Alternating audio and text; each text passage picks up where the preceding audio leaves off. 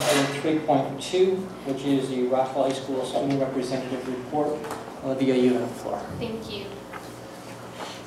Before I start my usual list of things that have been going on in high school, I just wanted to bring to your attention the fact that after what happened at Newtown happened, when we convened in school, there was a huge sense of unity. I wanted to bring that to your attention. I know my friend alone made close to 200 ribbons, and people were coming up to us at lunch, people we'd never seen before, asking if they could have one.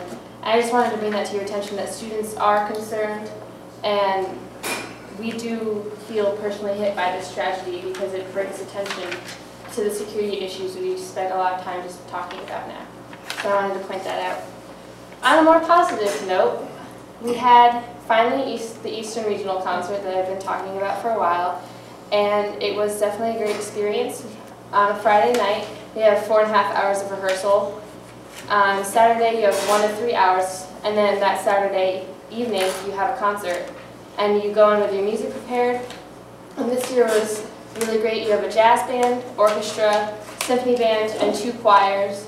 And it was, as usual, a great experience. We had the murder mystery this weekend.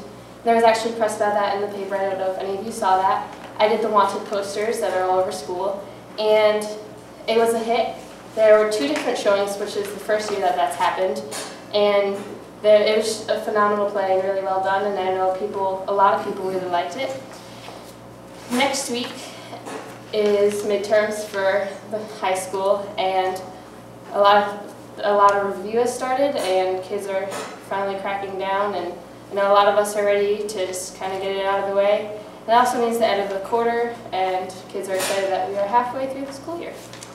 And also something new that we're doing this year, for my class has started selling carnations for Valentine's Day.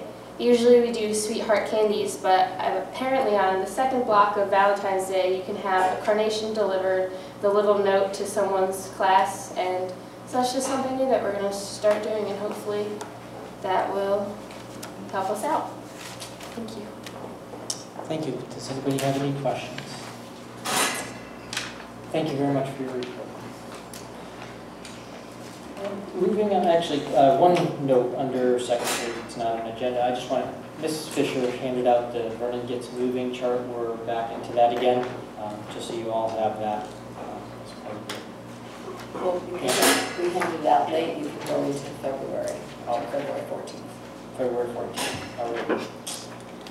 Moving on to item 4.0, community forum, which is the opportunity for comments on agenda items, potential future agenda items, or general information provided to the board from citizens or community organizations. Is there anybody who wishes to address the board this evening? Please come forward, state your name and address for the record. Thank you. Tanya Damon, Merrill, 138 Grove Street. I just wanted to ask, since these hard, soft lockdown practices are fairly new to our students, that parents be notified when these said drills happen, even after the fact. I'm grateful that my daughter's first grade teacher sent out an email so that I could actually discuss with her what happened, because she came home pretty emotional about, having to be in a corner in the classroom because there are not closets and bathrooms for our luxury to stuff kids in, unfortunately. And maybe some tip sheets of what we could be discussing with our kids, because it is new, it's new terminology, it's new procedure, and it is scary. I mean, that's just the reality of it. It's scary, and I don't really know exactly what's being said to every class and what scenario you're using, and I'm not going to share that so, the public can ask their kid, but I don't want it on TV of what was said to my first grader. And I just wanted a little clarification, and this can be done via email through the superintendent if she chooses, with the lockdown. Some of the lockdowns we're referencing happened at Northeast School at the beginning of the school year, and they came across on police report blotters as disruption calls and not medicals, yet our kids were told they were lockdowns. So if it's a medical lockdown, great.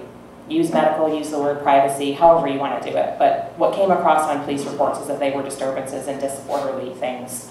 And so I just want to be clear that the word lockdown is going to be used sparingly or when there is an emergency, and not just as a standard form of school communication, because I think it's a trigger word. It is for me as a parent right now, and as I referenced before, I worked in Newtown, I covered that school. It's very raw for me, and I'm not feeling real safe for my kids right now. I'm just not. It's really hard for me to bring my kids to school every day, and I'm not sure how to fix that. But I would like to be communicated to specifically when you're holding these drills so that I can actually communicate with my kids and prepare them, because they are a little nervous. They get it. They do. They come home with statements like, there aren't a lot of great places for us to hide in the classroom. And they're absolutely correct, because schools are not really built for that, or at least our schools aren't. They're old. We didn't have these issues when our schools were built, and I get that. So I just want to make sure that we're communicating both from central office to the school to home. I think that we're missing some really necessary communication. Thank you. Thank you. Does anybody else wish to speak this evening at the community forum? Seeing none, I'm going to declare community forum closed, and we'll move on to item 5.0, which is personnel. Item 5.1, the introduction of Mr. William and Supervisor of School Facilities and Special Projects. Special projects, right. This was the job that the board created in September.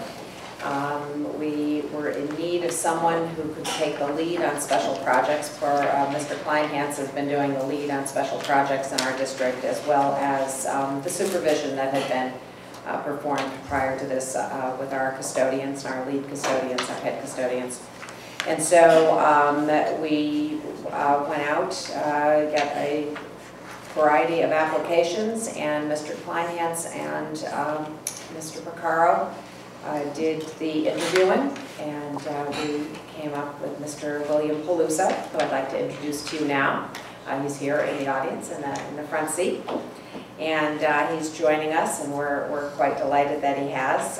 He's certainly taken things right away. We thought he would go a little bit slow, and he immediately started to say, well, what if I take over that project? How about if I start this? And started moving right along, and the supervision of our custodians, meeting with them, the lead custodians right away, sharing his expectations for cleanliness, for the way we present ourselves and our buildings, and for the way we interact with the public, and so we've been quite delighted so far. He started December 10th, so he's only been here a month.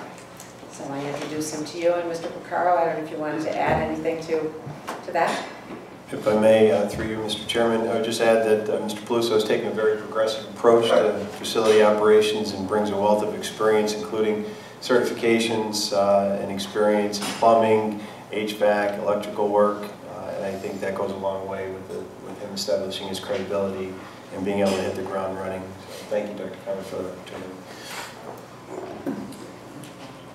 Thank you for that introduction, and Mr. Peluso, if there's anything you'd like to say, feel free, but welcome. I am looking forward to working in all the schools and helping create a great learning environment for all of our students. Well, thank you. Thank you. Welcome aboard. All right, moving on to item 5.2, teacher retirements. This is an informational item for the board. We have a number of teachers who have chosen to retire after quite a few years of teaching, anywhere from 25 years to more than 35 years, and closer to 40 years. So we have accepted their resignations. They will, or their retirement letters rather, they will all retire at the end of the school year, and they certainly will be missed. You can see that they come from a variety of backgrounds, and so we are, they are going to be missed because they have a wealth of information and knowledge that are valuable to our school system. So. Thank you. Any questions for Dr. Conway regarding the information? All right, those teachers, as I said, it was a substantial number of years there. Item 5.3, an administrator retirement. Yes, we do have an administrator retirement. This is very difficult, I think, for all of us. Mrs. Morasso has been here for 36 years. All of her years have been in Vernon Public Schools, Rockville High School, district-wide positions, and central office. And while I think she's ambivalent sometimes, because she does love the work and certainly loves Vernon Public Schools, I think she is also looking forward to that gift of time with her family and the freedom to do a few more things and visit her daughter who moved to the West Coast. So, Mrs. Rosso, I don't know if you wish to say anything or not. You don't have to, certainly. It is really hard. I got a little emotional last week when I shared my news with our administrative team. I can't believe 36 years has flown by so quickly. It's hard to believe that I would even be eligible for retirement right now. But I am, and I am excited about the prospects. My husband retired last year, and I can't let him have all the fun. I have certainly been blessed and rewarded with an amazing career in Vernon as a teacher, a coordinator, and as assistant superintendent. I've enjoyed the challenge of the work, specifically because of the people that I've worked alongside, so I'm very grateful for that. I appreciate the support that this Board of Education and all of my colleagues, both past and present, have provided me. While I will leave the district in retirement, my heart will always be here. So I would ask that the board make a motion with extreme gratitude for her years of service and best wishes. Ms. Bush.